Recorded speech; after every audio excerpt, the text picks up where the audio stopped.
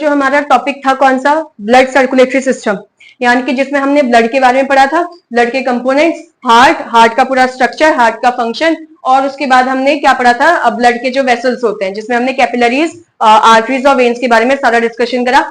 इससे पहले वाले क्लास में हमने क्या पढ़ा था, इसमें हमने पढ़ा था कि जो फिशेस वगैरह होते हैं और जो डिफरेंट क्या बोलेंगे उसको, एम्फीबियंस और रेप्टाइल्स होते हैं, मैमल्स और बर्ड्स होते हैं, उनके अंदर कौन से टाइप का या कितने टाइप के चैम्बर्स होते हैं दिल के, यानी कि कितने टुकड़े होते हैं दिल के, ठीक है, वो वाला कवर किया था, ज्यादा उसमें डिटेल में पढ़ना नहीं था। आज का जो हमारा नया टॉपिक स्टार्ट हो रहा है वो है लिम्फेटिक सर्कुलेटरी सिस्टम। जैसे हमने दो सर्कुलेटरी सिस्टम पढ़े थे, ब्लड सर्कुलेटरी सिस्टम और लिम्फेटिक वाला, तो हमारा ब्लड सर्कुलेटरी सिस्टम खत्म हो गया पूरा, उसके सारे पार्ट्स। आज कौन सा स्टार्ट हो गया, लिम्फेटिक सर्कुलेटरी सिस्टम, और इसके अंदर पूरा टॉपिक भी खत्म हो गया, ठीक है। सबसे पहले लिम्फ के बारे में समझते हैं कि लिम्फ क्या होता है। तो क्या लिखा है, lymph is similar to plasma.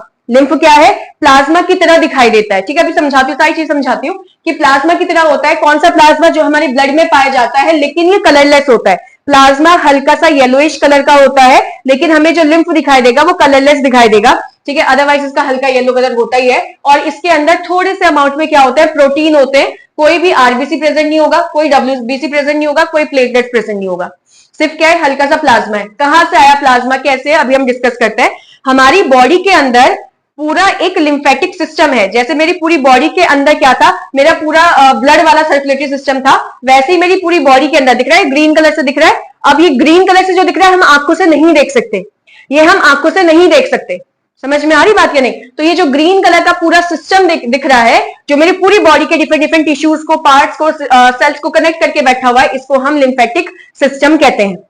इतना समझ में आया। इसके अंदर फ्लो करता है एक लिक्विड जिसको हम बोलते हैं लिम्फ, जिसके बारे में हमने यहाँ पे लिखा हुआ है, ठीक है। अब ये कैसे बनता है लिम्फ, थोड़ा सा इसके बारे में डिस्कस करते हैं, फिर हम आगे समझते हैं। सबसे पहले मैं तुमको थोड़ा सा इसको समझा देती हूँ, फिर मैं इसको डायग्राम दिखाती हूँ तुम्हें। होता क्या है, क्या तुम्हें कैपिलरीज याद है, कैपिलरीज।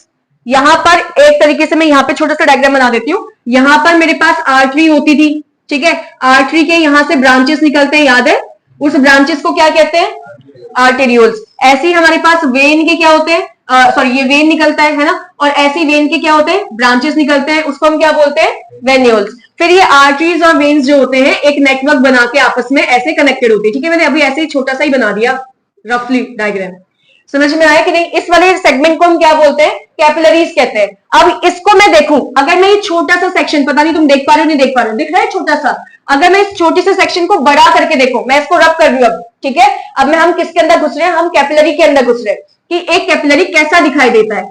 समझ पा रहे हो मैंने क्या बोला यहाँ पर। तो अगर मैं एक कैपिलरी ड्रॉ करूं, तो कैपिलरी मैंने ऐसे ड्रॉ कर रखा है, ठीक है। ये क्या है, ये वो कैपिलरी है, समझ में आया, जो आर्टरियोल्स और वेन्यूल्स को कनेक्ट करी थी। लेकिन कैपिलरीज क्या होते हैं, कैपिलरीज के बीच में क्या होते हैं, छोटे छोटे गैप्स होते हैं।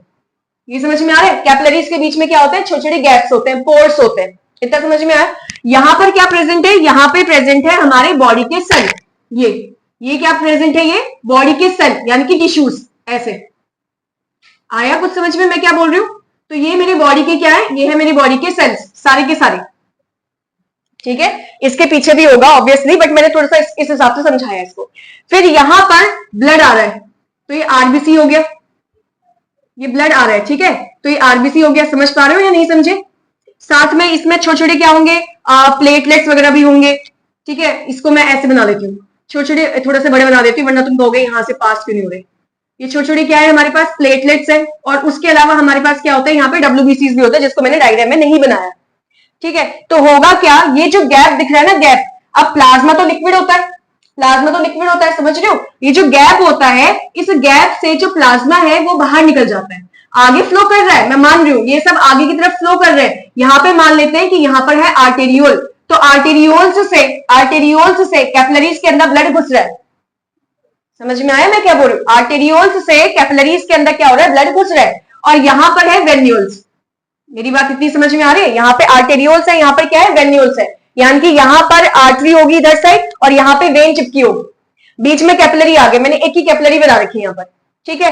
कैपिलरीज के बीच में क्या है, गैप है। तो कैपिलरीज से तुमको मैंने बताया ऑक्सीजन गैस, ऑक्सीजन गैस क्या होती है, हमारी सेल्स के पास जाती है, बोला है ना। तो यहीं से क्या होगा, ऑक्सीजन गैस ट्रांसपोर्ट हो गई। और अगर ये गैप से ऑक्सीजन गैस निकल रही है, वैसे तो गैस यहां से तो क्या ही निकलेगी, वो सीधे भी जा सकती है, लेकिन अगर गैस यहां से जा रही है तो, लेकिन जो लिक्विड है वो तो जा सकता है ना, अगर लिक्विड तो जा सकता है ना आराम से, समझ में आया? इतना नहीं आया? इतना आ रहा है, गैप से क्या जा सकता है? लिक्विड जा सकता है।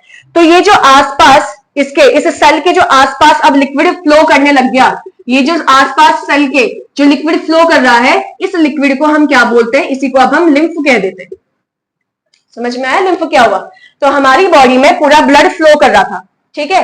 कहां पे फ्लो करा? हमारे आर्टेरियोल से होते हुए, पहले आर्टरी के अंदर गया, फिर उसके बाद आर्टेरियोल्स में गया, आर्टेरियोल से होते हुए कैपिलरीज के अंदर गया।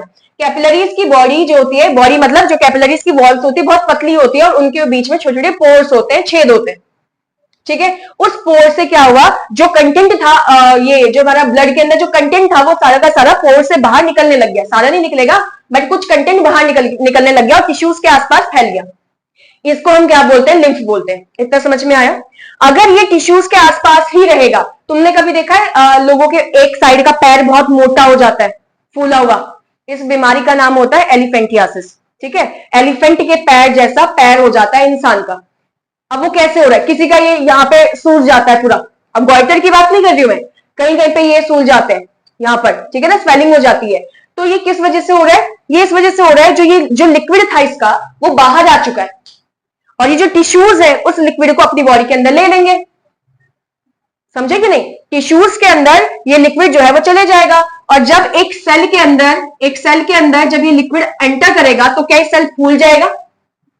होगा कि नहीं होगा? सेल तो स्वेलअप हो जाएगा ना। अरे जैसे किशमिश को हम पानी के अंदर डाल देते हैं तो किशमिश के अंदर पानी चले जाएगा, किशमिश को खीर के अंदर डालते हैं तो किशमिश के अंदर क्या चले जाएगा? लिक्विड जो है, जो लिक्विड वाला पार्ट है वो चले जाएगा और वो फूल जाएगा। तो वैसे ही जो सेल है, सेल के आसपास क्या प्रेजेंट है? लिक्विड है। कौन सा लिक्विड है? प्लाज्मा। क्योंकि देखो इनके साइज तो बहुत बड़े बड़े हैं, इनके साइज आरबीसी, डब्ल्यूबीसी और प्लेटलेट्स के साइज बड़े हैं, तो वो इन पोर्स से तो बाहर निकल नहीं सकता। अब निकलेगा क्या? जो लिक्विड वाली चीज है। अब उसमें तो अच्छी अच्छी चीजें भी थी ना जो हमने खाई थी, क्योंकि ब्लड में तो अच्छी अच्छी चीजें, वाटर भी है, मिनरल्स भी है उसके अंदर, और उसके अंदर सारे वाइटामिन भी घुले हुए हैं। उसी ब्लड के अंदर तुम्हारा क्या कहते हैं, जो खाना डाइजेस्ट किया था, जो तुम्हारी बॉडी के अंदर न्यूट्रिशन आया, वो भी सब कुछ है। कहां गया? वो सेल के पास गया। अच्छी बात है, सेल के अंदर जा रहा है, लेकिन इससे तो सेल फूल जाएगा ना। और सेल अगर फूल गया तो मेरी पूरी बॉडी का सेल फूल गया, ये तो अबनॉर्मल हो गया, मतलब गड़बड़ हो गई कुछ मेरी बॉडी के अंदर, क्योंकि मेरी बॉडी को जिस तरीके से बनाया गया है उस हिसाब से सेल फूलना नहीं चाहिए था। समझ में आ रही बात या नहीं? इसका मतलब मेरी बॉडी में कुछ दिक्कत आ रही है जिसकी वजह से मुझे समझ में आ रहा है कि सेल मेरा फूल गया है। तो होता क्या है, यहां पर सेल फूले ना, अब ये लिक्विड को तो भैया हम आने से रोक नहीं सकते, ठीक है, लिक्विड तो आएगा क्योंकि कैपिलरीज में होल्स है। तो हो क्या रखा है, यहां पर हम छोटे छोटे क्या देखते हैं, हम ऐसे कुछ छोटी छोटी पाइप्स देखते हैं, ठीक है ना, ऐसे कुछ छोटी छोटी पाइप्स देखते हैं। इसको मैं अभी ऐसे ही बना देती हूँ, छोटी छोटी पाइप्स हम ऐसे देखते हैं, इस पूरी चारों तरफ लगी रहती है। मतलब ये जो जितने भी टिश्यूज है हमारे, इन टिश्यूज के पास में एक और छोटी छोटी पाइप्स लगी होती है, वो कैपिलरीज नहीं है, कैपिलरीज से भी छोटी होती है, ठीक है, कैपिलरीज नहीं है। इन छोटी छोटी पाइप्स को हम बोलते हैं लिम्फेटिक कैपिलरीज। इन छोटी पाइप्स को क्या कहेंगे? लिम्फेटिक कैपिलरीज, क्योंकि जो भी लिम्फ बाहर आया, अब इस सारे लिम्फ को अपनी बॉडी के अंदर वापस डालना स्टार्ट कर देंगे। आया? इतना आ गया। फिर ये लिम्फेटिक कैपिलरीज जो है वो बड़े वाले वेसल के अंदर खुलेगा, जिसका नाम है लिम्फेटिक वेसल। मतलब इसके साथ और छोटी छोटी कैपिलरीज कहीं से चिपकी होंगी, लिम्फेटिक वाली कैपिलरीज कहीं ना कहीं ऐसे चिपकी होंगी इस बड़े वाले के साथ। समझ पा रहे हो मैं क्या बोल रही हूं? इस बड़े वाले पे ऐसी कुछ छोटी छोटी जो है जो लिम्फेटिक कैपिलरीज है वो चिपकी होगी। इस बड़े वाले का नाम क्या हो जाएगा? लिम्फेटिक वेसल, ठीक है। अब ये लिम्फेटिक वेसल अल्टीमेटली जो हमारा, अभी मैंने वो वेन बनाया था, वेन डायग्राम में, तो ये जो लिम्फेटिक वेसल है खुल जाता है किसके अंदर? वेन के अंदर, जो कि हमारा ब्लू कलर से दिखाई देता है। फिर वो वेन कहां जाएगा? वो दिल में जाएगा, क्योंकि वेन तो डीऑक्सीजनेटेड ब्लड को कैरी करता है। समझ में आया कि नहीं? वो कहां जाएगा? दिल के पास लेके जाएगा। फिर दिल उसको पंप करेगा, पल्मोनरी आर्टरी से वो लंग्स के पास जाएगा। फिर ऑक्सीजन और जो कार्बन डाइऑक्साइड है उनका क्या हो जाएगा? एक्सचेंज हो जाएगा। समझ में आया? फिर वही वाला ब्लड अब किसके अंदर आ जाएगा? आर्टरी के अंदर आ जाएगा। फिर वो फ्लो करते जाएगा फिर से सारी बॉडी पार्ट्स में। फिर से यही सेम चीज होगा। फिर से फिर से क्या कहते हैं, टिश्यूज में ये जो लिक्विड है, जो प्लाज्मा वाला लिक्विड है, वो बाहर निकल जाएगा। फिर उसको किसके अंदर भरा जाएगा? लिम्फ कैपिलरीज के अंदर भरा जाएगा, लिम्फेटिक कैपिलरीज।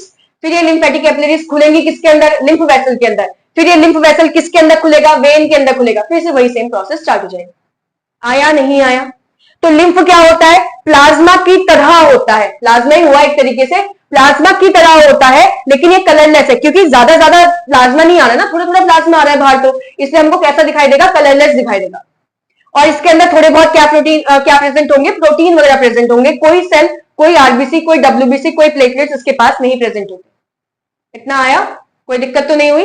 ठीक है। फिर क्या बोला है? इट इज फॉर्म्ड, ये जो लिम्फ है वो कब बनता है? It is formed when some amount of plasma, जब थोड़ा सा प्लाज्मा जो है और जो प्रोटीन है वो निकल जाते हैं। एस्केप मतलब निकलना ही तो होता है, निकल जाते हैं किसके अंदर? Intercellular spaces. इंटर मतलब बीच में, सेलुलर मतलब सेल्स, सेल के बीच में जो स्पेस है, सेल्स के बीच में जो स्पेस है, समझ में आया? सेल के बीच में जो स्पेस है वहां पर क्या आ रहा है? कुछ अमाउंट ऑफ प्लाज्मा और प्रोटीन है, बाहर निकल जा रहे हैं। किससे? इन द टिश्यूज, यही वाली बात हो गई, in the tissues through the pores present in the wall of capillaries. Capillaries की दीवार पर छोटे छोटे पोर्स होते हैं, उन पोर्स से कुछ अमाउंट में प्लाज्मा और कुछ अमाउंट में प्रोटीन जो है वो बाहर निकल जाते हैं। और कहां जाते हैं? टिश्यूज के बीच में, टिश्यूज के बीच में जो इंटरसेलुलर स्पेसेस है, सेल के बीच का स्पेस, वहां पे आ जाते हैं। समझ में आया नहीं आया? दोबारा बताओ क्या बोला? इट इज फॉर्म, इट मतलब कौन है? लिम्फ। क्या है? ये बनता है। कहां बनता है? कब बनता है? व्हेन मतलब कब बनता है? जब कुछ अमाउंट में प्लाज्मा और कुछ अमाउंट में जो प्रोटीन है, एस्केप का मतलब क्या होता है? निकल जाते हैं। इनटू मतलब किस में? ठीक है, निकल रहे हैं। किस में निकल रहे हैं? इंटरसेलुलर, इंटर मतलब होता है बीच में, सेलुलर मतलब सेल्स, स्पेसेस मतलब जगह। तो सेल्स के बीच में जो जगह है, दो सेल्स के बीच में जो जगह है, वहां पे निकल जाते हैं इन द टिश्यूज।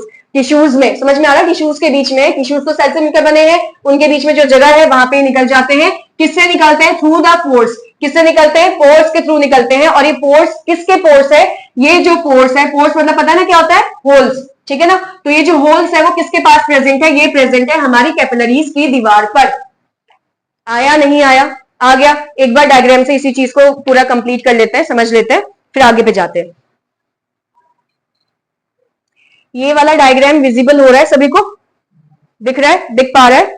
यहाँ पे तुम देख रहे हो ये वाला क्या है? ये है हमारे पास आर्टरी, रेड वाला कलर से। ये जो कलर से है ये कौन सा है? ये वेन है। बीच में आर्टरीज और वेन्स का जो कनेक्शन है, यानी कि आर्टेरियल और वेन्स का जो कनेक्शन है, इसको हम क्या बोलेंगे?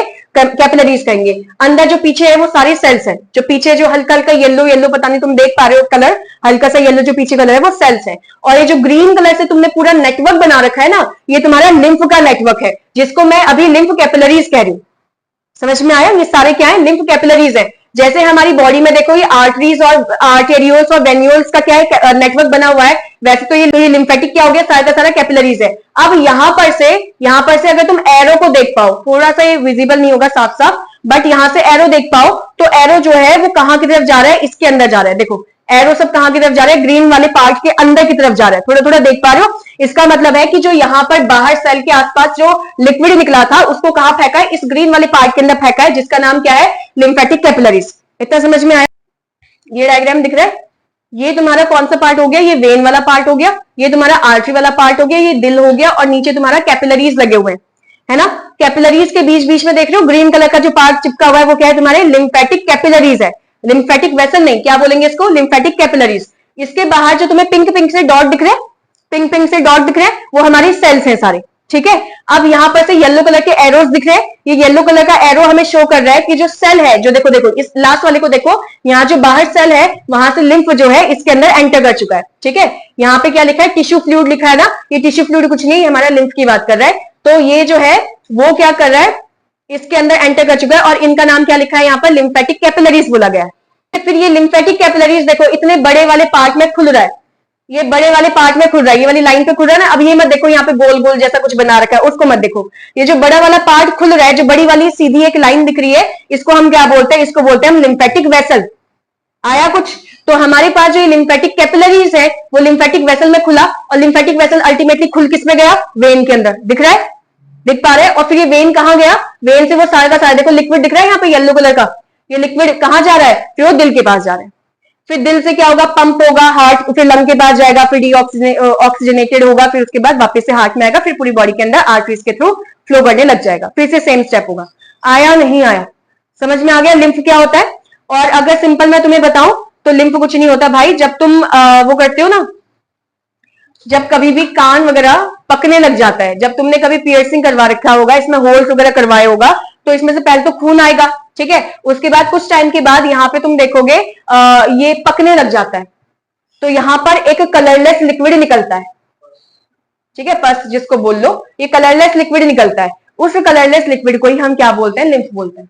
जो लिम्फेटिक वेसल्स होते हैं हमारी पूरी बॉडी में पाए जाते हैं, जैसे हमारी बॉडी में रेड और जो ब्लू कलर की वेन्स, सॉरी रेड और ब्लू कलर की जो ब्लड वेसल्स है वैसी पाई जाती है, वैसी हमारी बॉडी में लिम्फेटिक वेसल भी पूरा पाया जाता है। समझ में आ गया? अब ये दो चीजें मैंने तुमको सिखा दिया है, समझा दिया है। अब ये वाले पार्ट को समझ लेते हैं। सबसे पहले जो लिम्फ है वो कहां पे प्रेजेंट है, वो इन टिश्यूज के बीच में प्रेजेंट है, ठीक है। तो ये हम फ्लो देख रहे हैं कहां से जो हमारा लिम्फ है वो मूव कर रहा है, कहां की तरफ मूव कर रहा है, ठीक है। थोड़ा सा मैं इस वाले पार्ट को रब कर रही हूँ क्योंकि बहुत हौच पौच हो गया इधर। हाँ, तो देखो अब सबसे पहले क्या, जो लिम्फ है, समझ गए हो ना कहां से आया, लिम्फ कैसे बना। ये लिम्फ किसके अंदर जाता है, लिम्फेटिक कैपिलरीज के अंदर जाता है। उसके बाद ये कहां एंटर करता है, लिम्फेटिक वेसल के अंदर बनता है। लिम्फेटिक कैपिलरीज छोटी होती है किससे, लिम्फेटिक वेसल से। फिर लिम्फेटिक वेसल छोटी होती है किससे, वेन से। समझ गए होगे क्या बोला मैंने। फिर वेन अल्टीमेटली किसके अंदर खुलता है, हार्ट के अंदर खुलता है। ये तो समझ में आ गया होगा। फिर से वही सेम प्रोसेस स्टार्ट हो जाएगी।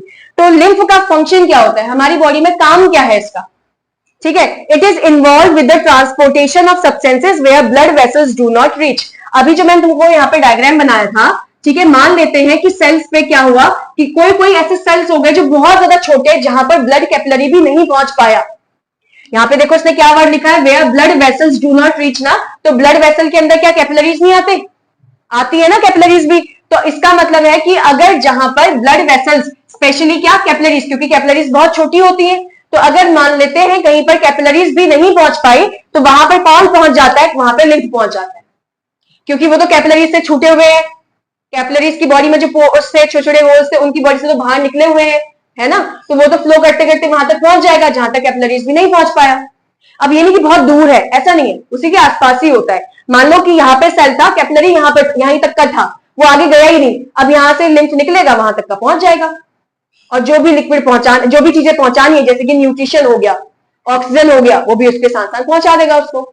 समझ में आया? तो क्या लिखा है, it is involve with the transportation, transport करता है ये भी किसको, सब्सटेंसेस को। सब्सटेंस मतलब जो भी चीजें हमारी बॉडी में है उनको ट्रांसपोर्ट करता है, कहां पर, जहां पे ब्लड वेसल नहीं पहुंच पाती है।